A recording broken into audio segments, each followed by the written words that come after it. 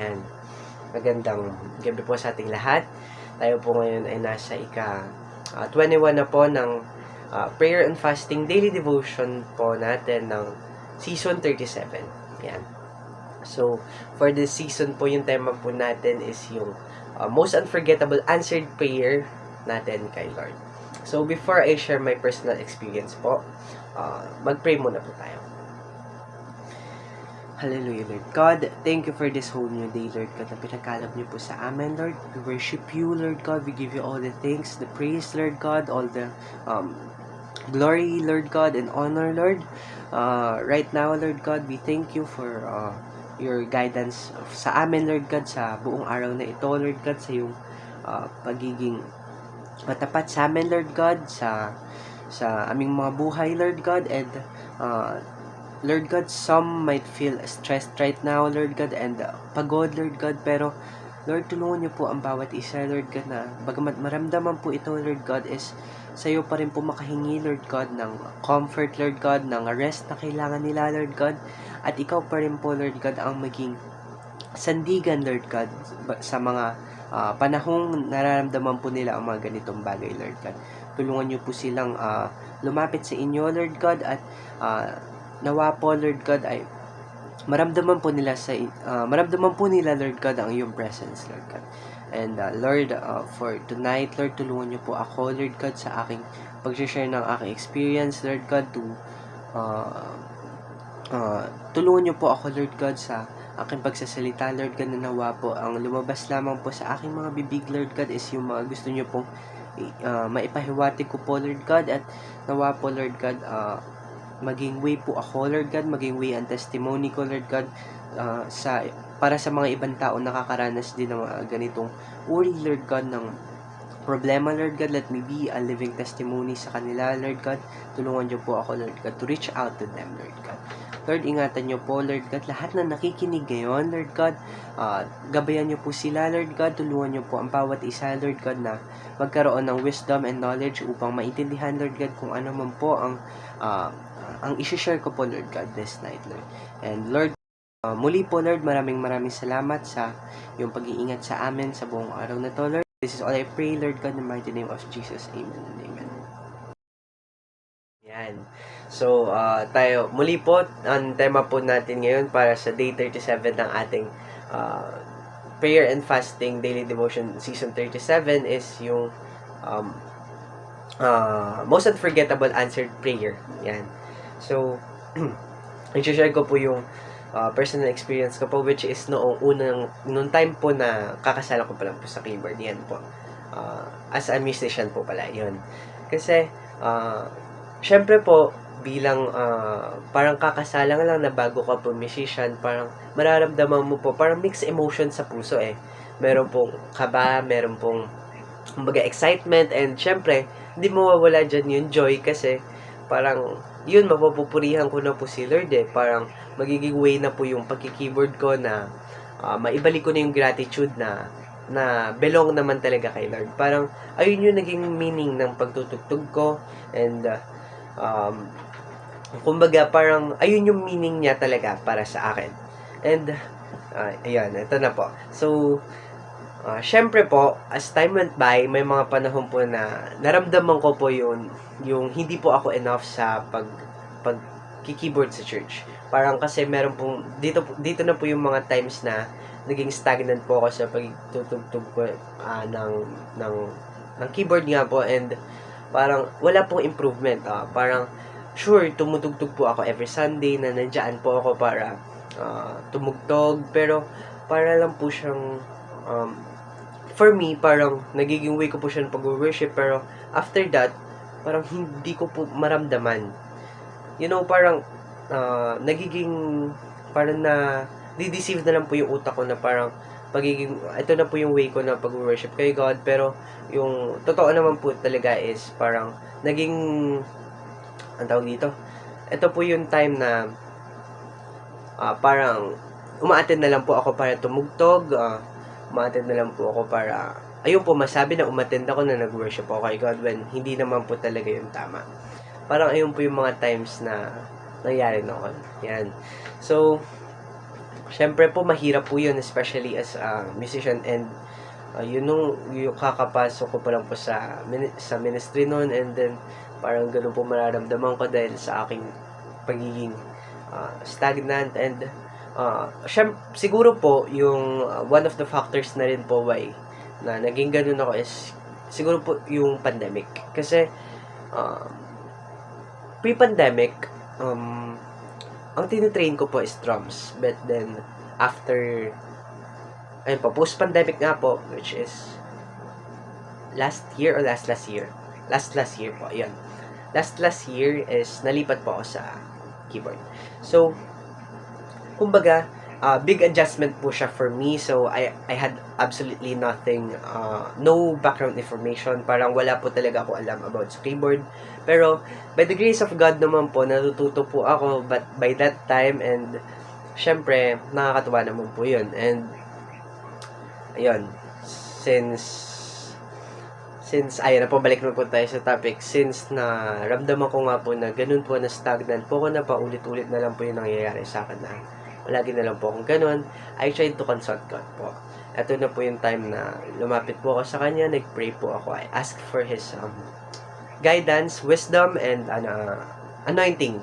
Yun, para po tulungan niya ako sa journey ko po as a musician, since we all know po na pagsubok lang yon, and I will get by doon, and matatapos din po yon.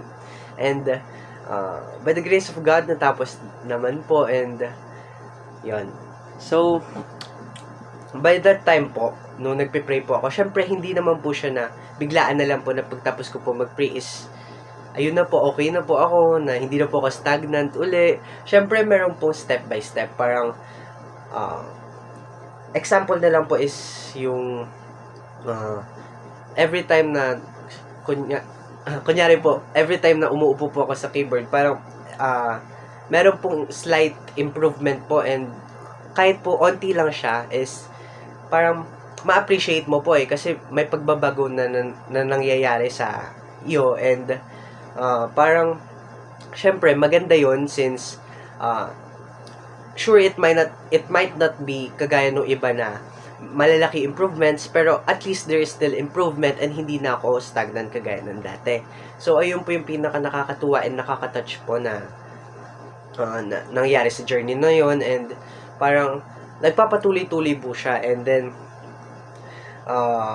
kahit na po hindi po ako masyadong maalam, is sa journey nga pong yun, dahil kasama ko po si Lord, is natulungan niya po ako na matuto pa po ng more na sa way na panonood lang po, and minsan po sa pagtatry ko rin po sa sarili ko na pag-experiment ko po ganun, and syempre sa pag-ask din po kay Lord ng guidance sa pagtugtog, is parang nagkakaroon naman po ng improvement sa aking pagtugtog, and hindi na po ako nagiging stagnant kagaya ng dati.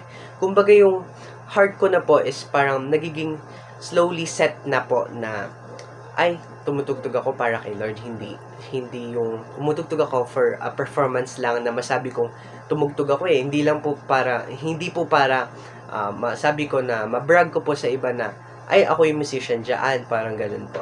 Parang ang naging mindset ko na po by that time and until this time po and patuloy is ang pag-keyboard ko po is magiging way ko po ng pag-worship kay God and kay God lang. Ayan. So nakakatuwa naman po kasi throughout that whole journey na ang hirap po kapag ikukwento nyo na parang ang bilis lang nangyari, pero hindi po siya ganoon kadali. Parang of course meron pa rin po mga struggles na even though I prayed kay God, parang may mga times pa rin na maramdaman ko na hindi talaga ako nag-improve, parang may mga ganun po. Pero by the grace of God, nagdire-diretso naman po yung improvement and nagiging okay naman po ako as time went by. And then gusto ko lang po i-share sa inyo yung verse po dito sa may Colossians 3. Sabi po dito yung whatever you do po is wag niyo pong ialay sa mga human masters, but then ialay niyo po kay God, kasi si God po is may reward sa iyo, and ito po yung eternal life. And hindi lang po siya sa pag-worship natin dahil sa reward, kundi sa pag-worship natin dahil sa kabutihan niya, kaya nagkaroon tayo ng ganong reward. Ganun po. And parang nakakatuwa po yung answer ni God sa situation kung ganun, kasi as bagamat na bata pa po ako, is namulat na po agad yung mata ko po sa ganong sitwasyon na hindi man po some might think po na hindi naman po ito gaano kalaking problem, pero as for me po, mahirap po siya since nagiging stagnant po ako, and hindi po siya good as sa journey ko po as a Christian and as a minister, lalo na sa musician, na pag tutulong sa congregation na lumapit kay God. Yun po. And dito sa journey po is natutunan ko po na lumapit po kay God, and natutunan ko rin po na mag-ask kay God ng guidance sa tuwing kailangan ko. And natuto rin po ako na mag-trust sa Kanya, and hindi lang sa sarili kong understanding. Kasi we can all be deceived by the influence of others kapag ginagamit lang po natin yung sarili nating knowledge. Since marami po mga influence sa ang mundo na we might think na tama, pero when you look at it more deeply, is hindi na pala siya nakakabuti para sa atin. And ayun yung pinamulat sa akin ni Lord, na tinulungan niya ako na lumapit sa Kanya and hindi sa worldly things. Yun. And nakakatuwa naman po since God helped me throughout my journey. Yan.